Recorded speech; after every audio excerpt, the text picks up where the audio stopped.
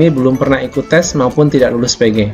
Ya, ini yang jadi permasalahan. Tentunya kenapa harus dibarengkan dengan guru lulus passing grade P1, P2 dan 3 dan bahkan pelamar umum. Nah, ini sekali lagi ini bukan masalah sistem ya. Nah, ini berarti sudah jelas sekali teman-teman semua bahwasanya kalau SSC-ASN ini baik-baik saja dan siap. Tapi seperti yang sudah dipaparkan sebelumnya, beliau tidak mau gegabah, intinya begitu. Karena SSC-ASN sudah lama siap. Nah, ini bahkan sudah menegaskan sudah lama siap teman-teman semua. Kami hanya minta Kemendikbudristek selesaikan dahulu yang P1 atau passing grade itu. Bismillahirrahmanirrahim. Assalamualaikum warahmatullahi wabarakatuh. Selamat siang Sobat Forsa semua. Jumpa lagi dengan saya di Forsa Channel Informasi dan Edukasi.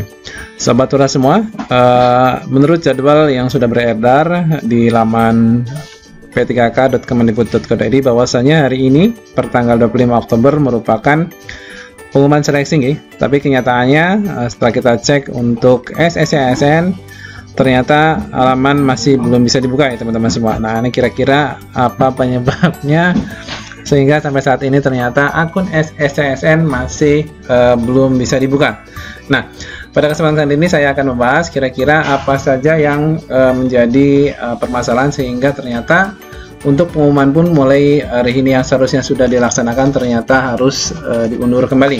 Nah, di channel ini saya akan bahas tentang apa saja yang menjadi ganjalan sehingga teman-teman harus menerima kabar yang mungkin tidak diharapkan, bahwasanya masih harus menunggu lagi dan entah kapan ini harus selesai.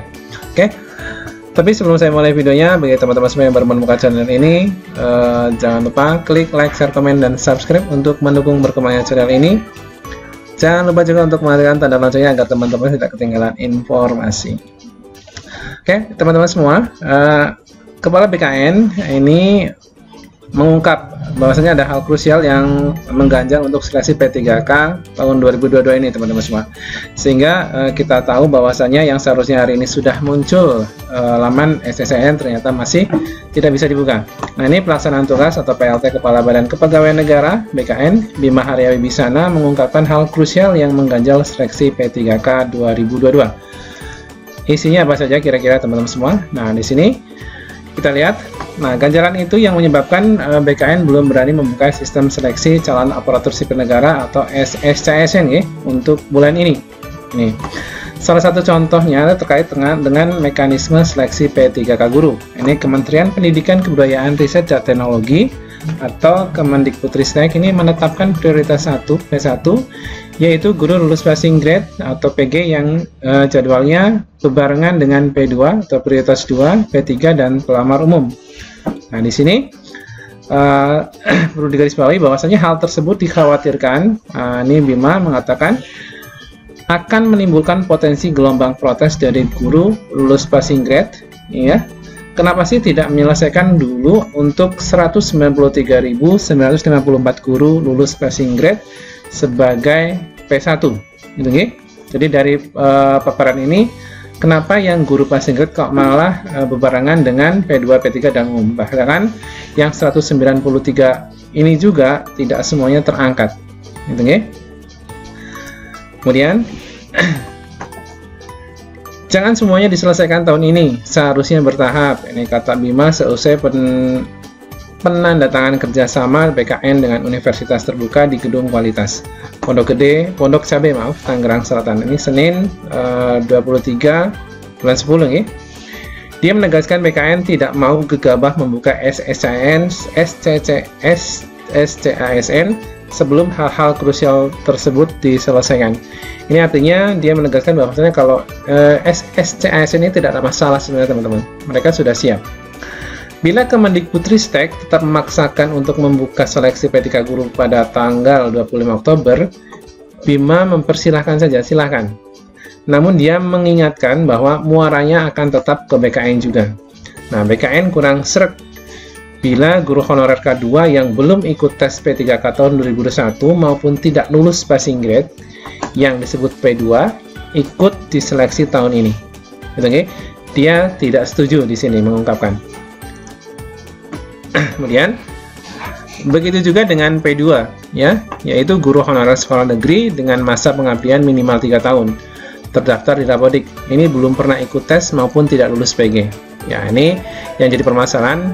Tentunya kenapa harus dibarengkan dengan guru lulus passing grade P1, P2 dan 3 dan bahkan pelamar umum. Nah, ini sekali lagi ini bukan masalah sistem ya. Nah, ini berarti sudah jelas sekali teman-teman semua bahwasanya kalau SSC/ASN ini baik-baik saja dan siap. Tapi seperti yang sudah dipaparkan sebelumnya, beliau tidak mau gegabah, intinya begitu. Karena SSC/ASN sudah lama siap. Nah, ini bahkan sudah menegaskan sudah lama siap teman-teman semua. Kami hanya minta Kemendikbudristek selesaikan dahulu yang P1 atau passing grade itu. Ini ujar Bima. Ini sejumlah yang 193.000 sekian ini silakan diselesaikan dulu. Nah, mintanya seperti itu teman-teman semua. Kemudian hal itu mempertimbangkan jumlah P1 cukup banyak dan harus dipastikan dahulu penempatan mereka. Baru menyusul kelompok yang P2, P3 dan pelamar umum. Nah, ini berarti dengan kata lain beliau itu menghendaki silakan yang prioritas 1 diselesaikan dulu ya.